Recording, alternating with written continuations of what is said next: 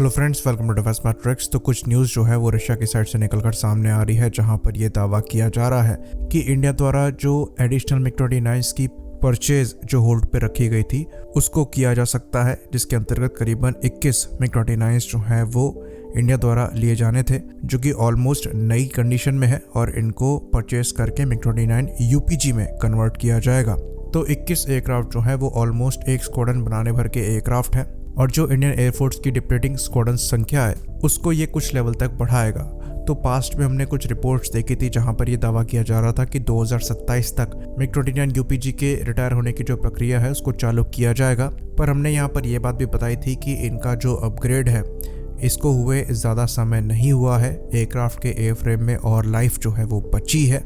इनको 2030 से 35 तक पुश किया जा सकता है और हो सकता है इसको करना भी पड़े, क्योंकि जो MRFA कंपटीशन है उसके इम्प्लीमेंटेशन का अभी अता पता नहीं है और जो HAL के प्रोजेक्ट्स चल रहे हैं जिसमें तेजस मार्क 2 है और आमका है, इनकी टाइमलाइन के बारे में हम तभी बात कर सकते हैं जब इनिशियल टाइमलाइन मैच हो और एयरक्राफ्ट का जो रोल आउट है वो समय पर हो। तो एयरफोर्स को यहाँ पर इनोवेटिव होना पड़ेगा और ऐसे तरीके देखने पड़ेंगे जो कि स्क्वाड्रन संख्या को मेंटेन करे। और ये जो मिग-29 की परचेज है ये एक्चुअली काफ़ी हेल्पफुल साबित हो सकती है, क्योंकि ये जो मिग-29 हैं ये ऑलमोस्ट नए हैं, इनकी एयरफ्रेम लाइफ जो है वो पूरी बची है और कम से कम ये नए एयरक्राफ्ट का स्क्वाड्रन जो है वो 2 दशक तक सर्विस को दे सकेगा।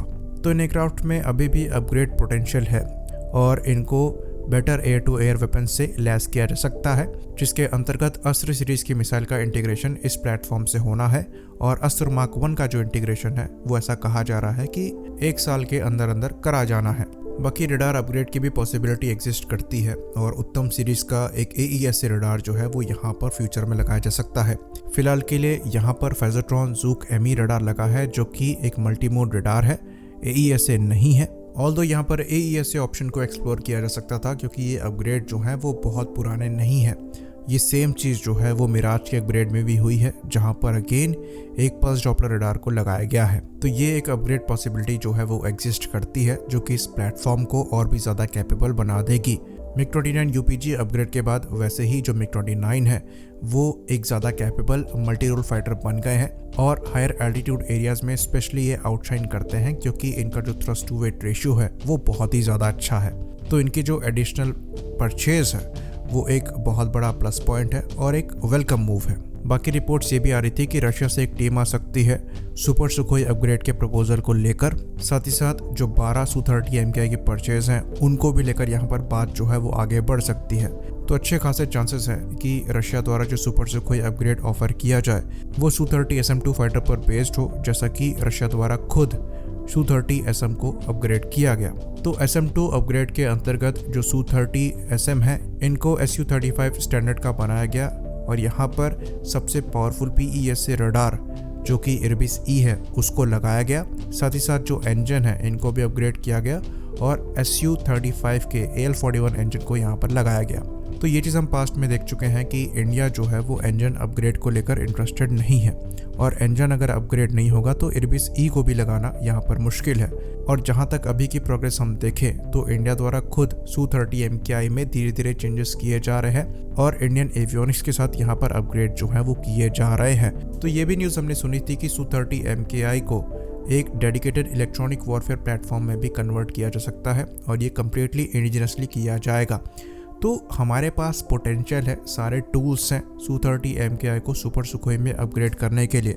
हमारे द्वारा तेजस मार्क 2 और आमका जैसे एयरक्राफ्ट जो हैं वो बनाए जा रहे हैं, जिनके लिए हम एवियोनिक्स खुद ही तैयार कर रहे हैं। यहाँ तक कि जो Su-30 MKI में infrared search and track system है इसको भी हम इंडिजिनसली डेवलप्ड IRST सेंसर से रिप्लेस कर सकते हैं। तो कोई भी ज़रूरत नहीं है कि Su-30 MKI के अपग्रेड के लिए हम रशिया को देखें, क्योंकि अगेन अगर रशिया की हेल्प से हम इनको अपग्रेड करते हैं तो फिर से रशिया पर हम डिपेंडेंट बन जाएंगे। यहाँ पर एक चीज़ करी जा सकती है कि रशिया के साथ ही मिलकर एक डिफरेंट अपग्रेड को यहाँ पर हम करें जो कि मोस्टली इंडिजिनस हो। लेकिन यहाँ पर फिर एक कंडीशन आ जाती है, अगर आप मोस्टली इंडिजिनस अपग्रेड की तरफ जाएंगे तो जो ओरिजिनल इक्विपमेंट मैन्युफैक्चरर है उसको जो यहाँ से प्रॉफिट बनाना है वो उनका बन नहीं पाएगा और वो प्रोग्राम में टांग अड़ाने की कोशिश करेंगे।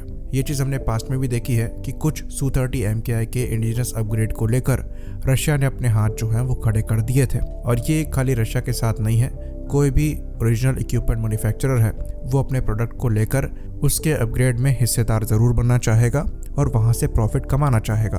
और ये चीज़ हमें यहाँ से ख़त्म करनी है, क्योंकि हम अब सेल्फ रिलायंट हो गए हैं कि मॉडर्न फाइटर्स को बनाए, तो हमें ये कैपेबिलिटी भी होनी चाहिए कि हम अपने प्लेटफॉर्म को अपने हिसाब से अपग्रेड भी कर सके, जैसा कि इजराइल द्वारा अमेरिकन प्लेटफॉर्म्स को खुद ही किया गया है। और इवन हम ये अपग्रेड दूसरों को भी ऑफर कर सके, और दूसरा भी इन अपग्रेड में तभी इंटरेस्ट लेगा अगर हमने ये अपग्रेड अपने प्लेटफॉर्म में खुद इंप्लीमेंट किए होंगे।